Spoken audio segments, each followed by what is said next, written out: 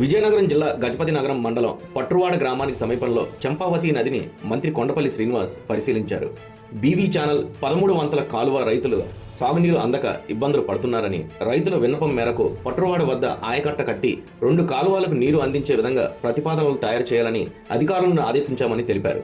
చంపావతి నది అలైన్మెంట్ కరెక్ట్గా చేసి 2 కాలువలలో నీరుని అందిస్తే సుమారు 2500 ఎకరాలకు సాగునీరు అందుతుందని తెలిపారు.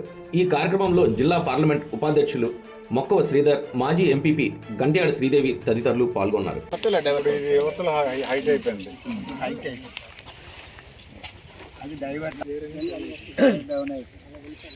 ఇది ఇక్కడ ఉండటం వల్ల బాగా ఫ్లోటింగ్ పెరిగితే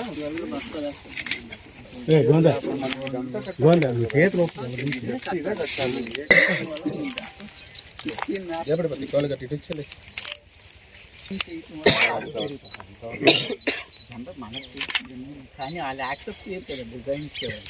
అక్కడ పైన ఆంధ్ర రిజర్వేర్ అవుతుంది, గుర్రగారి కింద ఉన్నాయి.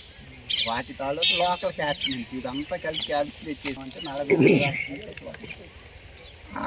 డిజైన్ చేయకపోతే ఇది కొట్టుకెళ్ళిపోతుంది. ఆ టైంలో మొన్న అయితే మన తుఫాన్లో వచ్చేట్టు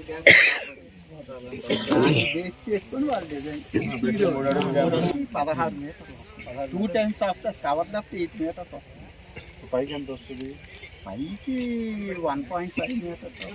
అందుకని తీసుకుని